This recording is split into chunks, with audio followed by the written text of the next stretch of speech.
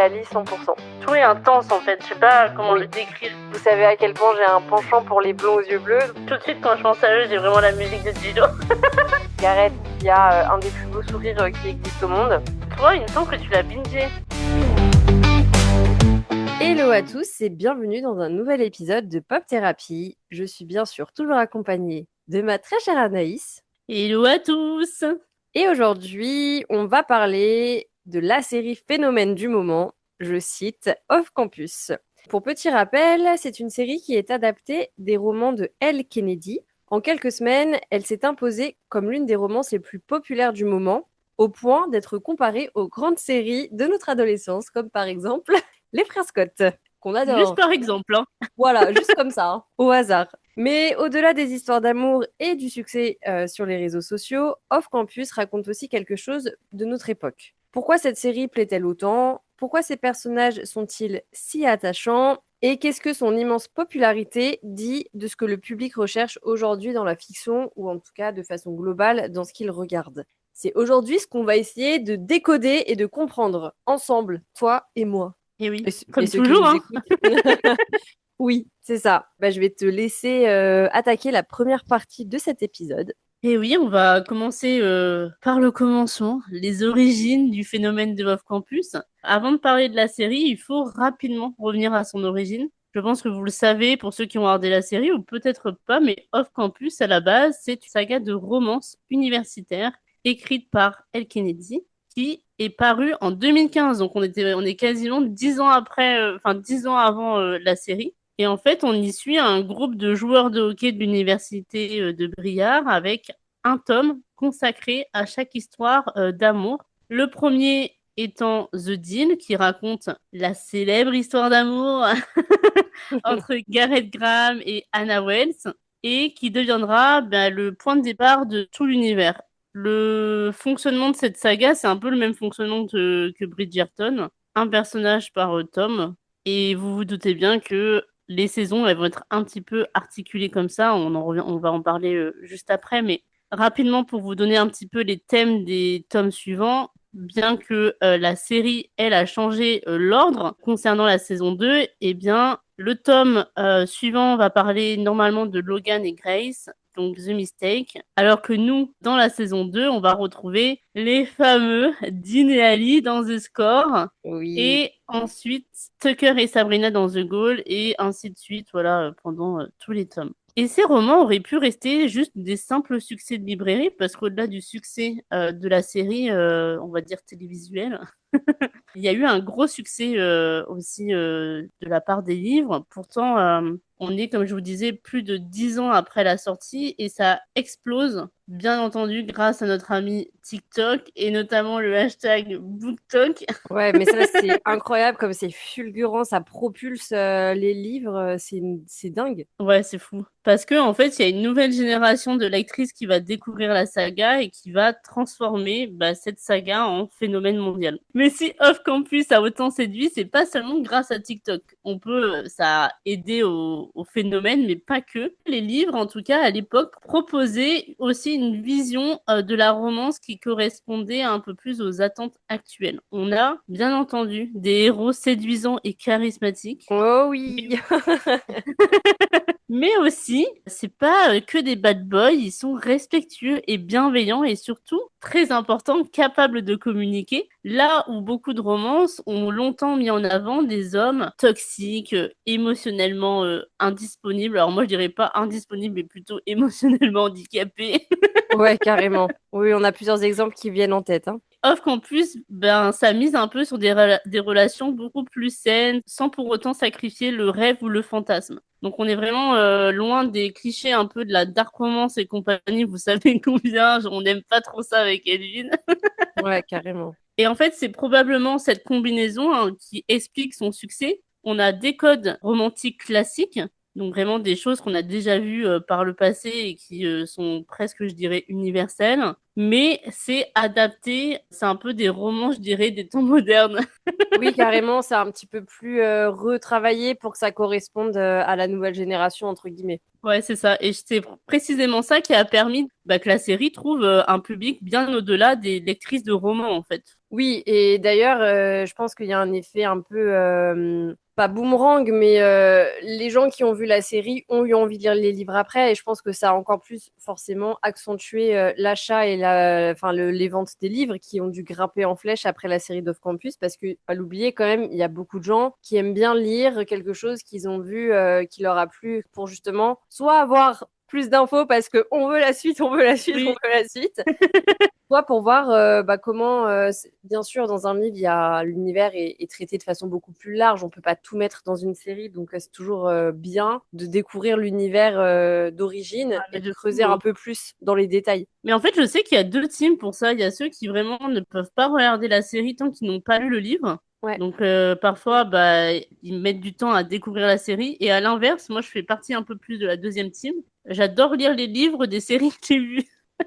Bah, moi, je suis dans aucune de ces deux teams. Ça me dérange pas de lire quelque chose sans pour autant voir la série, tout le contraire. Mais par contre, j'aimerais pas forcément là lire les livres parce que je connais déjà le déroulement principal des histoires. Même si tu pourrais te dire, ouais, ça va approfondir certains points, etc., et que forcément, c'est traité différemment dans le livre. Le fait d'avoir l'axe narratif principal où je sais déjà ce qui va se passer, je me dis, j'ai peut-être d'autres choses à lire quand même, en priorité, quoi.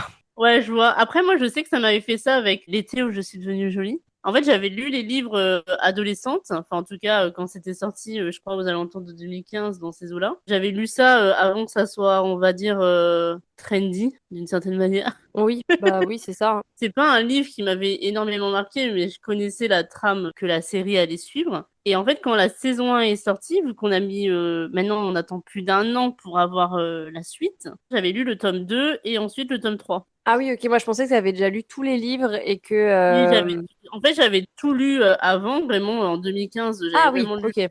1, 2, 3, mais ça m'avait pas tant marqué. J'avais lu d'autres livres entre-temps, donc je pense que ma mémoire avait fait une petite sélection. J'avais l'histoire dans sa globalité, mais j'avais, tu vois, des petits détails, Oui, il te manquait des etc. choses forcément, ouais. Ouais. Et Bah, dès que la saison 1 est sortie, j'ai lu le tome 2 et 3, et après je me dis, oh, pourquoi pas me refaire le tome 1, tu vois. ouais, ok, ouais, je comprends.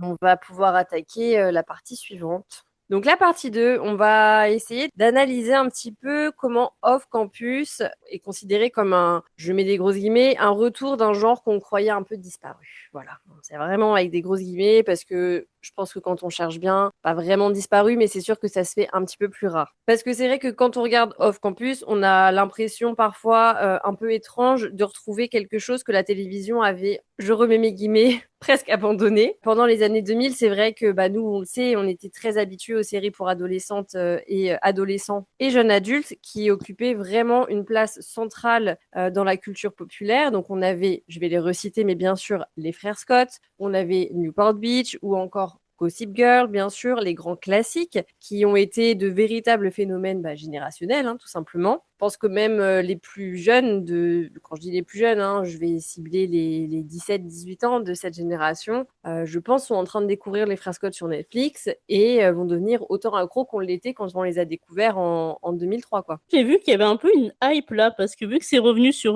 Netflix, en fait ça m'a fait un petit quelque chose, parce que je me suis dit, purée, on est si vieille que ça, et des jeunes générations, d'une certaine manière, découvrent les frères Scott, alors que j'ai l'impression que ça fait genre seulement un an que j'ai vu les frères Scott. Bah, En tout techniquement, cas, ça fait un an que tu les as vus parce que tu as dû revoir la saison l'année dernière. Donc, donc ça marche, mais oui, je vois trop ce que tu veux dire. et à la fois, je suis contente parce que il y a eu une espèce d'époque où les frères Scott pouvaient paraître un peu ringards, et là, j'ai l'impression que ça revient. En tout cas, les séries des années 2000 reviennent un petit peu à la mode. Peut-être parce que les gens ont besoin de séries un peu plus pas cucu, mais Un peu plus good peut-être un peu vibes. plus simples. Bah oui, carrément. C'est d'ailleurs la force de Off Campus. Je me répète à chaque fois que je dis ça, mais c'est une grosse force de Off Campus de proposer un contenu qui est, enfin un contenu, une série qui est un petit peu plus accessible et qui est pas dans la nocivité permanente. On a eu ces séries-là, on va dire début des années 2000, et puis après les tendances ont beaucoup changé. Au niveau des années 2010, on a été marqué plutôt par l'âge d'or des anti-héros. Donc les séries prestigieuses qui valorisaient des personnages hyper complexes, hyper sombres, moralement très ambigu hein, pour la plupart. Les récits devenaient vachement plus cyniques, beaucoup plus violents, beaucoup plus réalistes aussi. Et les séries adolescentes ont vachement évolué vers des formats bah, plus dramatiques, avec, on le reprend comme exemple, mais des productions comme Euphoria qui sont quand même beaucoup plus sombres. Alors,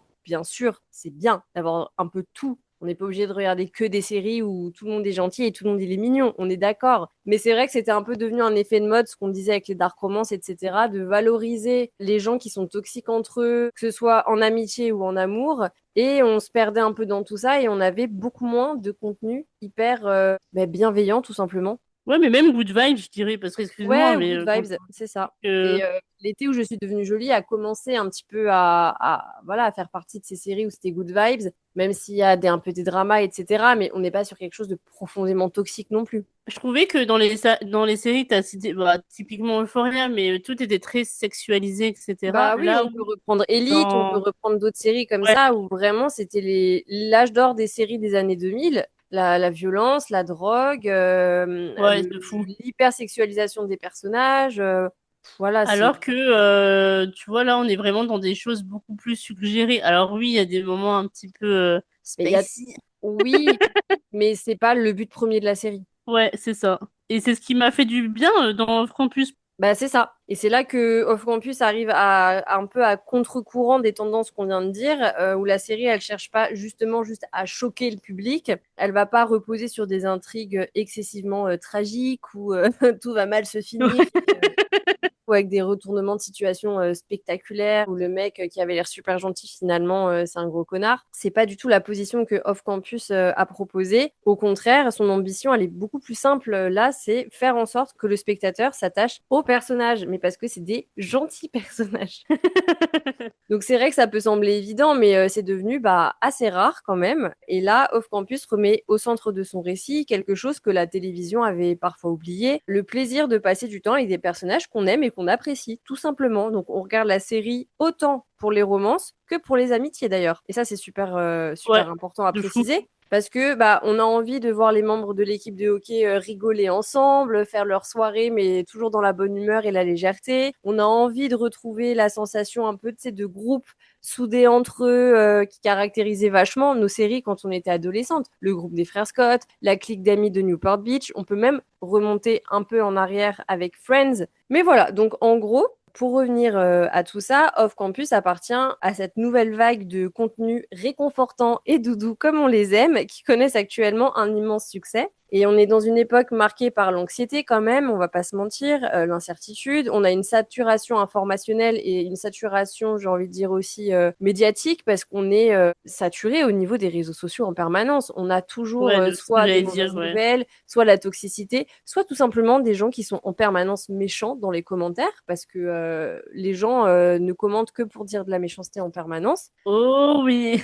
Voilà, alors je parle pas forcément que de nous, parce que on a quand même la chance d'avoir des majorités de gentils commentaires, mais il y a toujours des gens qui viennent déverser leur haine de leur mauvaise journée, alors qu'on n'a rien demandé à personne. J'ai jamais compris l'intérêt, que ce soit sur Facebook ou sur TikTok, hein, les Ouais, débats pareil. à deux balles entre personnes aigries, nul.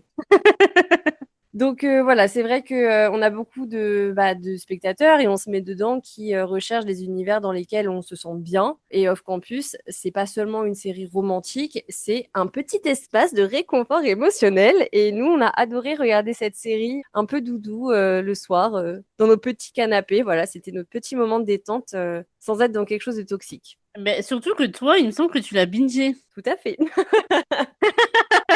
Chose que moi, j'ai pas pu faire quand elle est sortie. Je me souviens plus de sa date de sortie, mais je crois que c'était en mai, il me semble. Ouais. Ou début juin. Bon après, Non? bon, t'avais des raisons personnelles aussi Oui, qui j'avais des font que. raisons, voilà. Mais dès que j'ai pu enchaîner les épisodes, je les ai enchaînés. Et après, moi, j'ai eu un autre handicap, c'est que j'ai mon chéri qui est tombé un peu dans la marmite de Off Campus Ah oui, c'est vrai. et que je me suis retrouvée à devoir l'attendre pour pouvoir regarder les épisodes. Donc, très Ouais. frustrant pour moi. Mais bon, j'ai fini par regarder tout Off Campus. Mais c'est une série que j'aurais bingé aussi, je pense. Après, je vais juste faire une petite parenthèse, mais tu vois, il y a beaucoup de séries maintenant qui sont sorties par rapport, enfin, qui sont des adaptations de livres. Et dernièrement, il y a eu Au fil des jours, il me semble que c'est en français, mais Oui. en anglais, c'est Every Summer After, enfin, un truc comme ça. Ouais.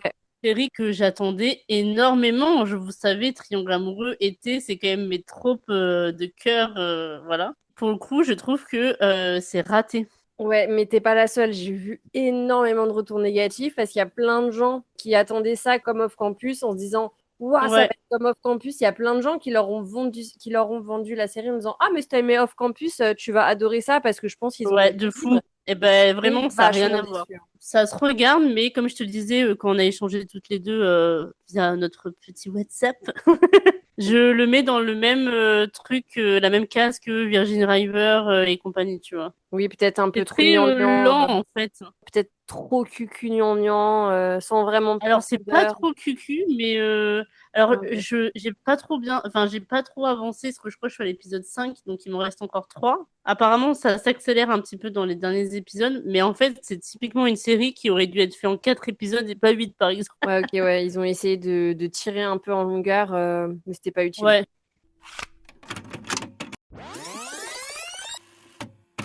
Et on va passer à la partie 3 de pourquoi Off Campus donne autant une impression de nostalgie des années 2000. Alors, vous savez combien on aime la nostalgie et les années 2000. Oh oui! On en a fait des épisodes entiers là-dessus. Donc c'est vraiment probablement l'élément le plus intéressant à analyser parce que beaucoup de spectateurs ont immédiatement comparé Off Campus et les frères Scott. Nous les premières, hein. Ah Vraiment, oui, je me mets ah dans le complètement. panier. Et c'est pas du tout un hasard, hein. Pourtant, si on regarde objectivement les deux séries, elles sont très différentes. Il y en a une qui parle de hockey, l'autre de basket. On n'a pas du tout le même archétype de personnage. On retrouve beaucoup de similitudes, mais chaque personnage a sa propre personnalité et on peut pas non plus les transférer 100% sur des frères Scott. On n'est pas Ouais, du tout c'est sur ça. une copie, on est sur une inspiration dans la façon dont c'est fait, mais c'est absolument pas une pâle copie des frères Scott. Pourquoi? Nous, on s'est posé un peu la question de pourquoi il y a cette comparaison qui revient, on va dire, constamment, parce que il y a eu plein d'édits où il y a des trucs un peu effet miroir avec les frères, notamment beaucoup les frères Scott. Moi, j'ai vu que les frères Scott Oui, quasiment. beaucoup, ouais. Alors, est-ce que c'est parce que nous, on est dans la niche frères Scott? Peut-être. Bah, Sur les de toutes réseaux, les j'ai vu séries que qu'il y les a eu, frères moi je Scott. trouve que c'est vraiment celle à laquelle il y a eu le plus de comparaisons parce qu'elles sont légitimes et que ce soit dans le travail du scénario ou les plans de la série, les similitudes des personnages, etc., c'est Ouais, quand même la plus proche pour la comparaison. c'est ça. Et pour répondre à cette question, la réponse, elle tient moins à l'intrigue qu'à l'ambiance générale. Off Campus, elle reprend tous les grands archétypes de séries fin années 90, début 2000. Les sportifs populaires, les fêtes étudiantes, des grandes histoires d'amour, des groupes d'amis inséparables et cette impression que tout l'univers tourne autour d'une communauté précise. En l'occurrence, dans Off Campus, c'est vraiment le hockey, hein. Là où les frères Scott, c'était le basket, comme je le disais plus haut. Comme dans les frères Scott, les personnages ne sont pas simplement liés par leur relation amoureuse. En fait, ils appartiennent à une famille qui est choisie, donc vraiment cette bande de potes. Et cette idée, elle est presque essentielle. Je trouve que l'amitié est mise au premier plan par rapport à l'amour presque. Enfin, je sais pas ce que t'en penses. Ah, complètement d'accord avec toi là-dessus, ouais. Et en fait, le public regarde pas uniquement pour savoir qui va finir avec qui va trahir qui, etc. Il regarde parce que, clairement, on aimerait faire partie de cette bande de potes, quoi. Bah, complètement, oui. Alors, bon, je reviendrai plus tard sur certaines choses, mais il y en a un ou deux que j'aimerais pas avoir que comme pote, hein, on va pas se mentir. Ça, c'est sûr. Mais là où Off Campus a été, en tout cas, la production de Off Campus a été bien plus intelligente, c'est qu'elle a modernisé aussi plusieurs éléments. Parce que là où les séries 2000 étaient souvent traversées par des schémas émotionnels et relationnels qui passeraient beaucoup moins aujourd'hui, parce qu'on avait des héros masculins qui pouvaient être possessifs, ils étaient jaloux dans les frères Scott, et souvent, comme je le disais plus haut, émotionnellement handicapés, on se rappelle de Chuck et compagnie. Ouais. Et ces comportements étaient parfois présentés comme quelque chose de normal, vraiment la toxicité, etc. C'était voilà, De normal, le voire de truc. Hein. romantique. Ouais, C'est-à-dire qu'on se disait que c'est comme ça qu'un mec doit être amoureux de toi et doit se comporter. C'est grave. oui, de fou. Et en plus, ça a été hyper romantisé dans Gossip Girl pour le coup. Hein. Ouais, carrément. Gossip Girl, c'est un Amour très bel impossible. exemple. Off Campus, elle concerne l'esthétique, on va dire, émotionnelle de cette époque, tout en adaptant aux valeurs beaucoup plus actuelles. Parce que on a des personnages masculins qui parlent davantage de leurs sentiments, donc quand même un Graham qui est hyper compréhensif. Et je trouve que les héroïnes, elles possèdent une plus grande autonomie parce que les relations, elles reposent davantage sur la communication. Je trouve que les filles ont quand même beaucoup plus de pouvoir. Elles sont moins en mode «Ah oui, je t'aime, gna gna Ouais, moins gna». dépendante aux garçons avec qui elles sortent, etc. On sent qu'elles dépendent pas que d'eux pour exister dans la série. Ouais. Après, c'est quelque chose qu'on va développer un peu plus tard dans l'épisode, mais c'est aussi peut-être pour cela que la série, eh bien, elle fonctionne aussi auprès des trentenaires comme nous, mais aussi des plus jeunes, de la Gen Z et compagnie, parce que bah, nous, on retrouve des sensations qu'on a connues par le passé, et les générations un peu plus jeunes découvrent une version un peu modernisée de ce modèle, et qui peut-être leur parle un peu plus que l'époque des frères Scott et compagnie. Oui, d'autant plus qu'on est dans une génération où, en tout cas, la nouvelle génération est beaucoup plus dans la, soi-disant, hein, je j'ai pas leur âge, donc je peux pas le dire, mais ils donnent l'impression d'être beaucoup plus dans la communication et de chercher des choses beaucoup plus bienveillantes, alors que nous, on était quand même beaucoup plus dans le conflit, la toxicité. Ça, c'est sûr.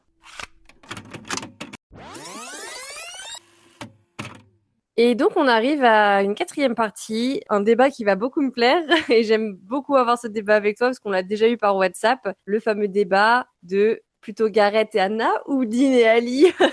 Alors déjà, je pense qu'on va se positionner tout de suite, histoire de poser tout de suite, on va planter le décor et donner notre position. Moi, perso, Dean et Ali, 100%. Ouais, moi aussi, hein. Je dénigre pas hein, Gareth et Anna, hein, ils sont très kiki tous les deux, je les aime beaucoup, mais la passion de Dean et Ali, moi, j'ai envie d'en savoir plus et on va revenir à pourquoi c'est le cas de, allez, 70% des gens qui ont vu Off Campus sont team Dean et Ali. On va développer ça, mais mon Dieu, quel couple!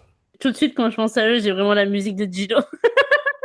Ah ouais, ouais, carrément. Pour ceux qui nous écoutent depuis le début, vous savez à quel point j'ai un penchant pour les blonds aux yeux bleus, donc forcément, vous lui rajoutez des faussettes, je dis amen en Il fait. coche toutes les cases. Ouais, j'adore. Pour arriver donc dans les explications, l'un des aspects les plus intrigants du phénomène off-campus, c'est que le couple principal n'est pas forcément celui qui a suscité le plus d'enthousiasme. Donc c'est ce qu'on vient de dire. Gareth et Anna, donc bah, ils représentent une romance extrêmement efficace. On va pas leur enlever ça. Leur histoire, elle repose sur une dynamique quand même un peu plus classique, mais toujours assez séduisante. Donc on a deux personnes que tout semble opposer. Nathan et Hayley, coucou à vous deux. Ouais, de fou.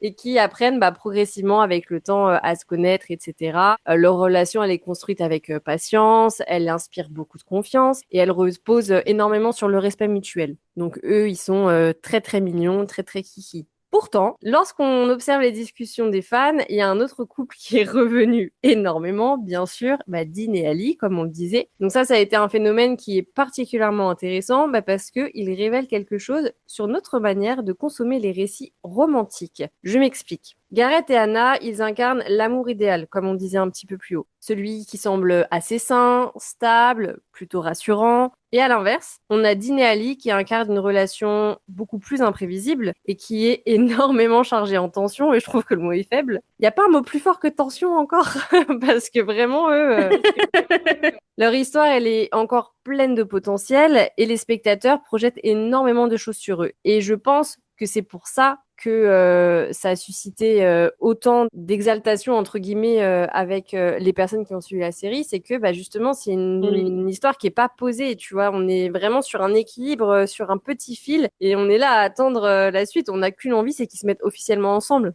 Bah, ça fait un peu comme à l'époque, on avait Conrad et Belly l'année dernière, C'est c'était un exactement peu ça, ouais. ça, quoi. Et c'est le fait de tenir les gens en haleine, je pense que c'est ce qui a vachement favorisé aussi le couple, hein. Oui. Entre nous, je sais pas Oui, si tu vas être d'accord ou pas, mais je trouve que même à l'écran, l'alchimie des acteurs de d'Ali et de Dean, elle ouais. fonctionne mieux que celle de Gareth et Anna. Alors, je dis pas qu'ils ont Ouais. pas d'alchimie, mais Non, je trouve mais qu'il se eux, passe ils ont un vraiment. truc. Il y a une passion entre eux qui est incroyable. Tout est intense, en fait. Je sais pas comment le Oui. décrire. Vraiment, les deux à l'écran, ils crèvent l'écran tous les deux, quoi, hein. Mais même quand ils sont un peu en plan secondaire, Oui, parce qu'on a oui, plusieurs on plans où les il y a la remarque. bande, etc. Et je trouve qu'on les remarque quand même, Ils en sont fait. hypnotisants tous les deux. Ouais, je suis complètement Ouais. d'accord avec toi. Bon, après, on va pas se mentir, hein, on a quand même Dean qui possède un avantage assez considérable, en dehors de ses faussettes qui sont beaucoup trop mignonnes.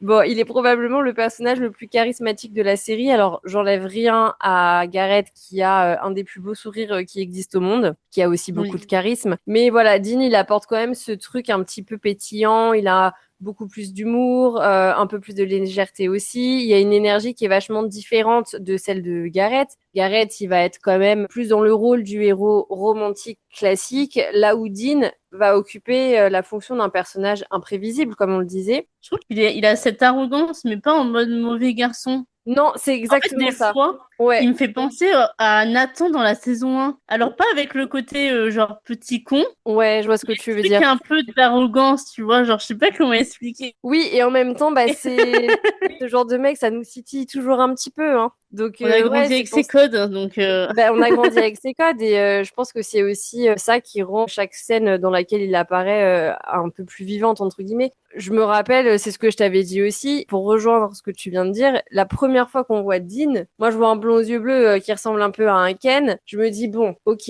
là logiquement, si je dois en choisir un, je vais quand même me dire que le rôle principal c'est Garrett, il est très mignon aussi, donc allez Team Garrett. Mais j'avais ma petite voix intérieure qui me disait, mais Dean il est pas mal quand même, il est arrogant, il a l'air un peu con. On aime bien ce genre de mec. Et puis en plus, bah les ouais. épisodes passent, on arrive sur la transition à l'épisode 6 où tout bascule et il y a le couple, enfin la relation Dean-Ali qui apparaît à l'écran de façon beaucoup plus, comment dire, Mais je bah, crois que c'est on quoi, voit que. épisode 2 ou 3, il me semble. Alors, il y a la danse ensemble Ouais, où c'est ils ça, hein. sont épisode 2 ou 3, mais c'est l'épisode 6 où on découvre toute leur histoire de comment ils ont fini par se fréquenter, quoi. Ouais, mais déjà, la Non, mais la scène de la danse. danse, Non, mais voilà. enfin, Et moi, quand je l'ai vu dans son costume de Maverick, avec son sourire et comme tu le dis si bien, l'arrogance qu'il a eu de venir la voir pour danser avec elle et tout, mais j'étais on fire, hein.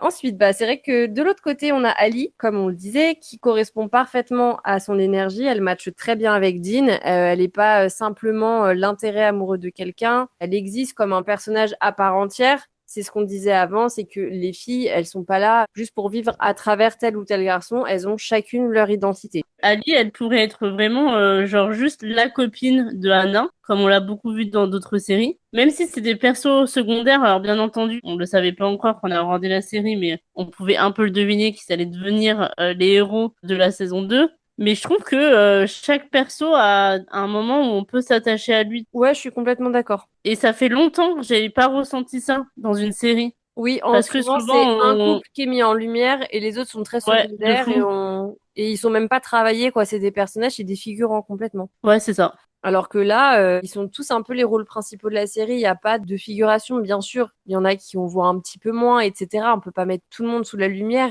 mais il n'y a pas juste deux personnes qui ont la lumière. Ouais, de fou. Donc c'est vachement agréable. Et pour revenir au couple d'Inali, bah, leur alchimie, comme on le disait, elle est dingue. Leur dynamique, c'est vraiment le défi, le jeu, la répartie. Et je pense que c'est là où ça nous a séduit, nous tous, hein, c'est de rentrer dans cette histoire avec autant de fire.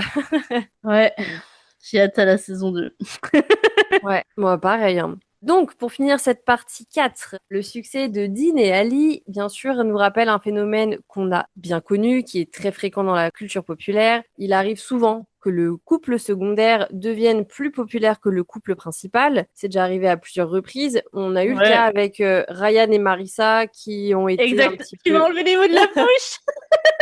voilà, qui ont été effacés par un Seth et Summer. Et Peut-être. même dans les frères Ouais. Scott, hein, je sais pas s'ils avaient prévu que Lucas soit le couple principal avec Brooke Payton, mais Nathan et Hailey ont volé la vedette à tout le monde, hein. Dans les frères Scott, je trouve qu'ils sont quand même beaucoup tous des couples principaux. Ouais, mais je pense qu'à l'origine, on était quand même sur ce triangle amoureux de Peyton et Brooke avec Lucas, tu vois. C'est ça. Et puis bon, bah au final, on retient tous Nathan et Hailey et on rêve tous d'avoir ce genre de relation. Et oui, tu m'as volé les mots de la bouche quand t'as parlé de Newport Beach parce que pour moi, c'est vraiment le meilleur exemple. Bah carrément. Effectivement, on a hâte de retrouver ce couple dans la saison 2. J'aime bien ce truc un peu, tu sais, d'avoir des persos principaux à chaque saison, un peu comme Bridgerton, comme je disais plus haut. Mais à la fois, c'est frustrant parce que bah, on a envie de savoir ce que vont devenir Gareth et Anna. Et j'espère que pour le coup, ils vont pas faire comme Bridgerton où les persos vont disparaître. Non, j'ai pas l'impression. Je pense qu'ils vont inverser. En fait, là, on avait Gareth et Anna qui étaient un peu au premier plan, et là, ils passeront au second. Mais je pense qu'on les suivra quand même, parce qu'en plus, s'ils ont prévu de faire comme Bridgerton et de suivre l'ordre des livres, ils ont tout intérêt à garder en lumière des personnages comme Logan, etc., pour pouvoir les développer dans Oui, les c'est saisons vrai, suivantes. oui. Donc, on va espérer C'est pas... que, ouais, ils disparaîtront pas trop vite non plus, ouais. Ouais, et ben je pense qu'on va passer à la partie 5, hein. Ouais.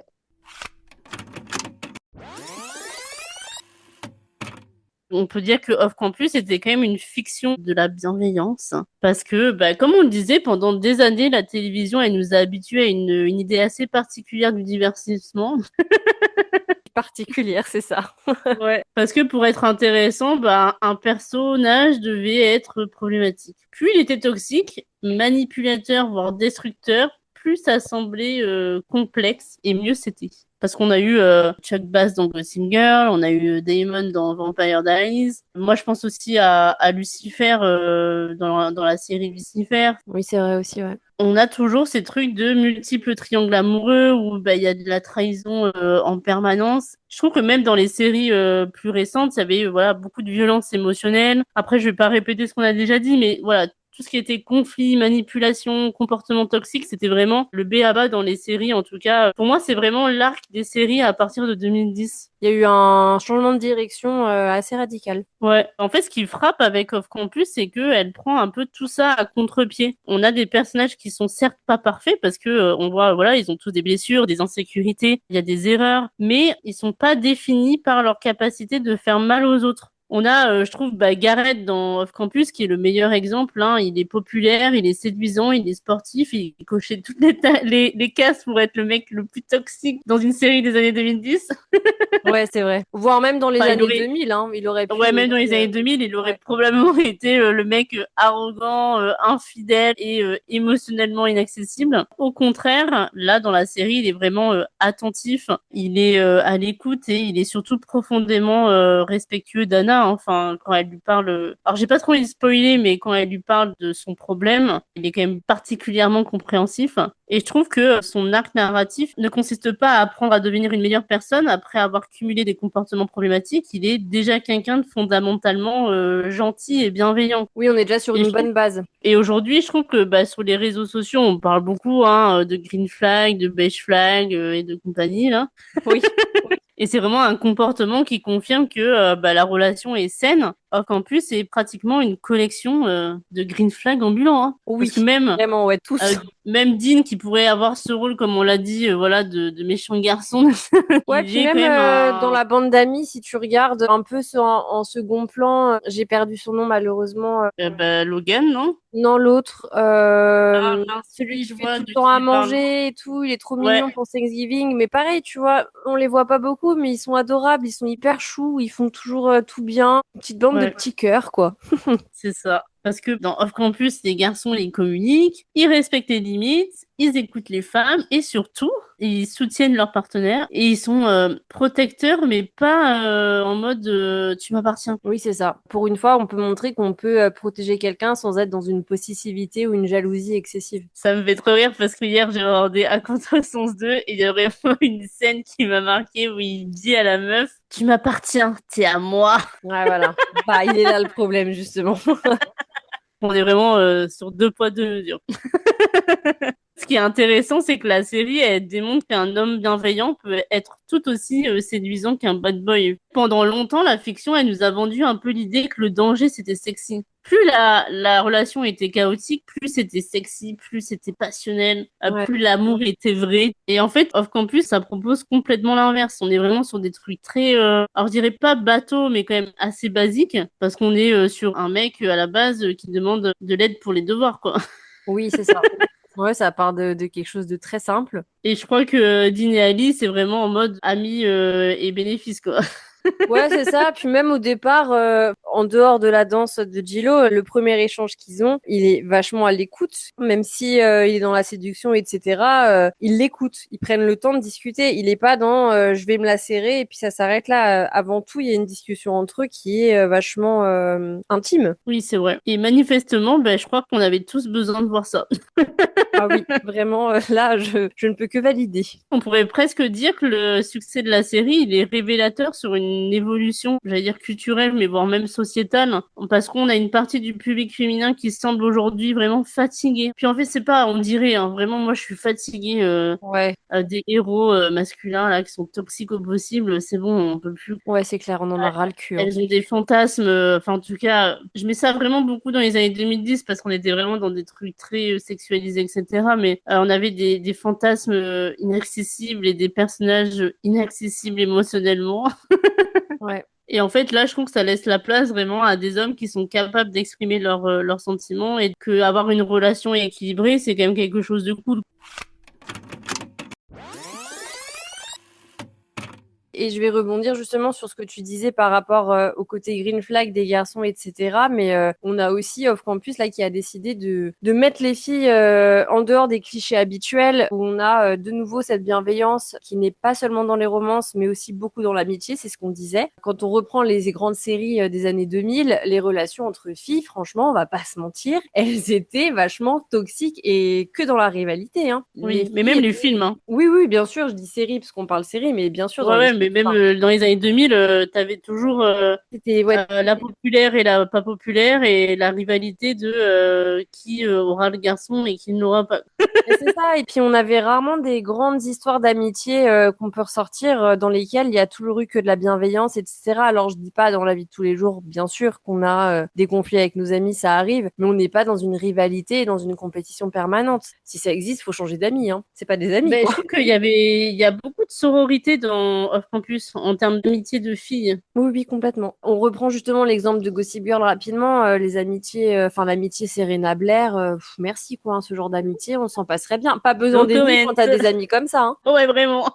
Franchement, l'enfer, hein. Après, bon, voilà, il y a beaucoup de séries de cette époque hein, où les meilleures amies, elles finissaient régulièrement par sortir avec l'ex de l'autre, révéler un Oui. secret qu'il fallait pas révéler, ou alors se poignarder dans le dos. Voilà, on a plein d'exemples qui nous viennent en tête, mais on va pas forcément tout dire, mais voilà. Et pourtant, les scénaristes pensaient que ces intrigues, bah, elles étaient vachement divertissantes. Voilà, ça c'est toujours bien. On va mettre ça dans toutes les séries et les films. Pour le coup, ça véhicule aussi bah, une idée qui est vachement triste, je trouve, comme quoi bah, les femmes, elles sont incapables d'entretenir des relations durables sans rivalité. Et c'est souvent les images que les hommes ont des femmes, c'est qu'on est des pestes, tu vois, entre nous. C'est souvent un Oui, truc qui c'est vrai. revient. C'est ah les filles entre vous, vous êtes des pestes. Hein. Alors oui, Ouais, parce nous, que on se c'est met des coups de l'image. poing et Ouais, ça va mieux, quoi.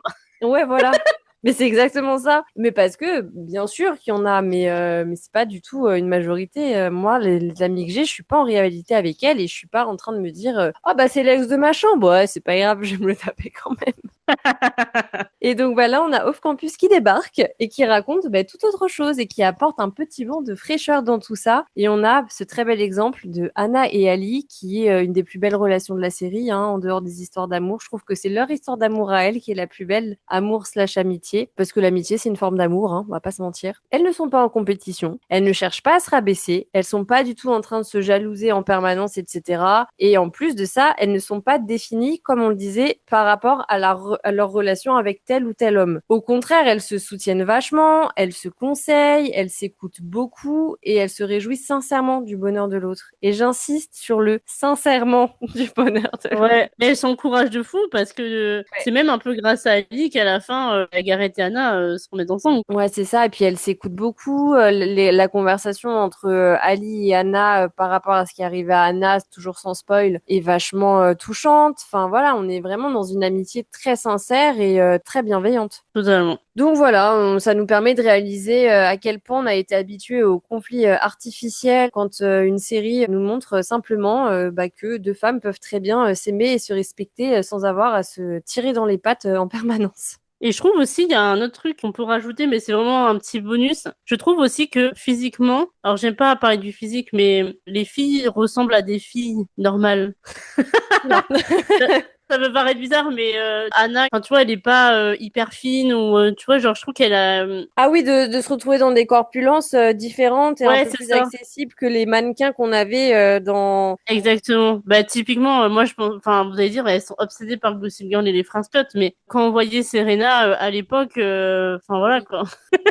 Même dans les frères Scott, hein, c'est une brochette de mannequins. Les filles sont toutes sublimes. Hein. Quand Rachel arrive, tu te dis, ok, c'est Oui, une garce, mais elle a un corps, merci quoi. Hein. c'est ça. Et ça Donc, veut pas dire que Anna, elle est pas, enfin tu vois, elle est moche, ah non, non, c'est bien valide. sûr, mais Et c'est quelqu'un dans lequel on arrive beaucoup plus facilement à se retrouver. Et j'ai vu beaucoup de filles qui ont une forte poitrine, mais vraiment forte poitrine. On parle pas ouais, des bimbos avec les seins refaits, hein, non qui non, pour mais ouais, elles je vois c'est ce un que j'ai vu passer complexe les mêmes choses. pour qui c'est un complexe au quotidien, etc. Parce que forcément, bah, ah, elles ont des gros seins, elles sont hyper sexualisées, hein, bah oui, bien sûr, et qui sont pas à l'aise dans leur corps, pas à l'aise dans ce qu'elles mettent, dans ce qu'elles portent, qui ne savent pas comment s'habiller et qui ont dit, purée, ça fait plaisir de voir quelqu'un dans une série qui a une forte poitrine et de pouvoir m'identifier à ça sans que ce soit hyper sexualisé, sans que la Ouais. nana, voilà, on se retrouve beaucoup plus Bah parce que facilement. le dernier exemple qu'on a eu, Ah oui, C'est notre cher Sydney, hein.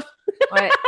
Sydney Sweeney dans Euphoria, si elle est pas sexualisée, excusez-moi, mais Pas que dans Euphoria, hein. Dans La femme de ménage, ah oui aussi, mais enfin moi je reprends Euphoria c'est parce que c'est la dernière chose que j'ai vue avec elle, mais voilà.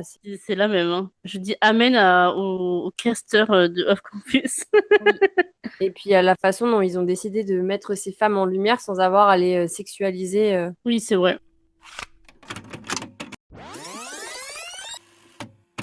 Eh bien, on va aussi dire ben, pourquoi ça fait du bien de voir tout ça. Le succès, en tout cas, de d'Off Campus est là. Et en fait, cette série qui n'est pas naïve, elle prétend pas que tout est facile ou que... je trouve qu'elle part un peu du principe qui est devenu plutôt rare, hein, c'est que les êtres humains peuvent être gentils. Ah Mais je bon? trouve ça triste parce que je me dis que pendant une dizaine d'années, on s'est un peu leurré dans ce truc de il faut être méchant, il faut être faire du mal à son prochain, etc. Alors que dans Off Campus, eh bien ils communiquent au lieu de se manipuler, ils peuvent se soutenir au lieu de se détruire et ils peuvent aimer sans posséder. Mais même leur rapport entre garçons, il n'y a pas ce truc de compète et compagnie. Ouais. Alors il y a des différents, bien sûr, mais ils sont pas dans un truc de moi je suis le plus fort. C'est pas celui qui a la plus grosse, c'est celui qui est Ouais, le de fou, voilà. C'est ouais. pas du tout là-dedans. Dans un paysage audiovisuel bah, saturé de violences psychologiques, de trahison, et des personnages qui se font mutuellement du mal pendant 8 saisons ou même pendant 3 films, eh bien cette approche de Off Campus, elle a apporté un vent nouveau. Et ça a rappelé que un personnage n'avait pas besoin d'être toxique pour être intéressant, et ça fait du bien. Et encore moins qu'une histoire avait besoin d'être destructrice pour être captivante, parce qu'on a bien vu le succès que ça a eu là à travers les réseaux sociaux et compagnie. Pour moi, c'est vraiment, et je pense que tu vas me rejoindre, Elvin, mais c'est là que réside le véritable phénomène d'Off Campus, c'est que au-delà de la romance, du hockey, du book talk et compagnie, on a vraiment cette série qui nous propose pendant quelques heures, eh bien, un univers où les relations humaines, elles sont beaucoup plus saines, beaucoup plus douces et beaucoup plus bienveillantes que ce que nous sommes habitués à regarder. On avait tous besoin de ça, en fait. Ouais, parce qu'on est encore une fois dans un monde où c'est franchement pas très rigolo. Les gens sont quand même assez méchants entre eux et ça fait du bien de regarder un programme où on n'est pas dans le négatif permanent. Ouais, de fou. Et on va arriver à la dernière partie. On va faire un petit point rapide sur que sont devenus ces acteurs suite au succès de Off Campus. Comment Off Campus a été la fabrique d'une nouvelle génération d'idoles. Pendant longtemps, on a considéré que l'explosion des plateformes de streaming avait un petit peu fragmenté les audiences. Tout le monde regardait des programmes quand même assez différents. Ça devenait assez difficile de créer des phénomènes comme nous, on a pu en connaître dans les années 2000, où les propositions étaient quand même un petit peu plus restreintes. Là où maintenant, il y a tellement de choses que c'est compliqué d'avoir des séries qui sortent un peu du lot et des castings qui sortent du lot comme des Grey's Anatomy, des Frères Scott, etc., Ouais. avec des conventions, etc. Ça n'existe quasiment plus. Les conventions qui existent, c'est avec des anciennes séries, c'est pas sur les récentes, ou très Non, peu. bah après, on a vu qu'il y allait avoir une convention de Off Campus. Oui, voilà. Mais tu vois, c'est un peu nouveau que ça se Ouais. passe avec des séries après 2020. D'ailleurs, si un organisateur de cette convention nous écoute, vous pouvez nous envoyer un petit mail sans problème, on pourra être dispo Voilà, on avec est Kevin. dispo. Il me semble que c'est en avril. J'ai deux, trois choses à dire à Stephen, alias Dean De Laurentiis, donc n'hésitez pas. Promis, je me tiendrai bien. Je sais qu'il est fiancé. Pour revenir à ça, donc on a malgré tout certaines productions qui ont continué à fabriquer des nouvelles célébrités. Donc Off Campus est le parfait exemple d'une série qui a suivi cette trajectoire. Les acteurs, ils sont plus simplement associés à leurs personnages, ils deviennent eux-mêmes des objets de fascination pour les fans. Alors oui, voilà, bon, je vais pas refaire de commentaires sur Dean, mais on le pense très fort. Donc voilà, donc la différence avec les années 2000 réside beaucoup dans la présence des réseaux sociaux. Donc à l'époque des frères Scott, les spectateurs, ils voyaient les acteurs beaucoup dans les interviews ou dans des magazines, etc. Là, aujourd'hui, la différence, c'est qu'on peut suivre leur quotidien grâce aux réseaux en temps réel. Alors forcément, on a rattrapé le temps perdu à l'époque où on n'avait pas Instagram, etc. Maintenant, nous, en tout cas, on suit les castings qu'on a pu aimer. Là, c'est vrai que c'est devenu un réflexe pour plein de monde de suivre les gens qu'ils ont appréciés dans telle ou telle série. Oui, ça c'est vrai. Donc, le succès d'Off Campus nous montre que nous avons toujours besoin d'idoles, même à l'heure actuelle, que ça fait toujours plaisir de suivre des gens qu'on voit à travers nos écrans et qu'on aimerait bien rencontrer aussi, hein. Voilà. Et ouais. Et que la seule différence, c'est que notre relation avec eux, elle est devenue beaucoup plus directe qu'à l'époque des années 2000, bien sûr, où on les voyait que en interview de temps en temps. Là, on les a au quotidien sur nos téléphones, si on a envie de les suivre. Et puis, vu que ce sont aussi des jeunes, etc., ça poste beaucoup sur les réseaux, donc on est tout le temps à jour de ce qui se passe dans leur vie.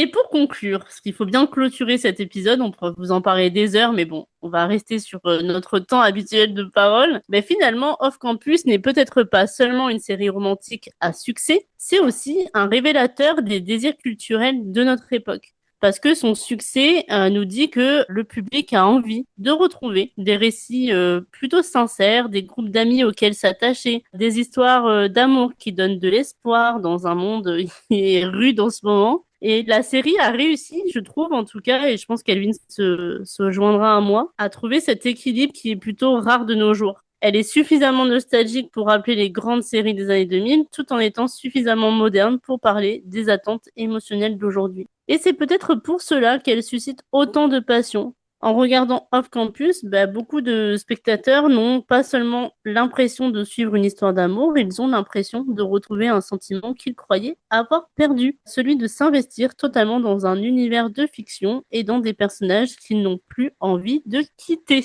Et qu'on a hâte de retrouver aussi. À défaut de ne pas pouvoir les quitter, on espère les retrouver très très vite. Et d'ailleurs, le tournage a commencé de la saison 2 et on devrait la voir courant 2027. On n'a pas encore de date, mais on communiquera bien sûr dès qu'on le saura, mais on attend ça avec grande impatience. On va être gâtés en 2027. Le film de l'été où je suis devenue jolie, la saison 2 de Off Campus, sûrement d'autres choses. Ça va être bien riche. Je vais clôturer cet épisode. Pourquoi pas, dites-nous dans les commentaires si vous êtes team Anna et Gareth ou team Dean et Ali. On verra si des gens se joignent à notre team ou pas. Sur ce, on vous souhaite une bonne journée, soirée, après-midi. Ça dépend quand est-ce que vous nous écouterez. Vous commencez à connaître la chanson, notez le podcast sur les plateformes de streaming. N'oubliez pas de nous suivre sur YouTube. Je me répète, mais venez nous voir sur YouTube, sur TikTok, Instagram, on est partout. C'est vrai. Et on se retrouve la semaine prochaine pour un nouvel épisode. Et sur ce, ciao!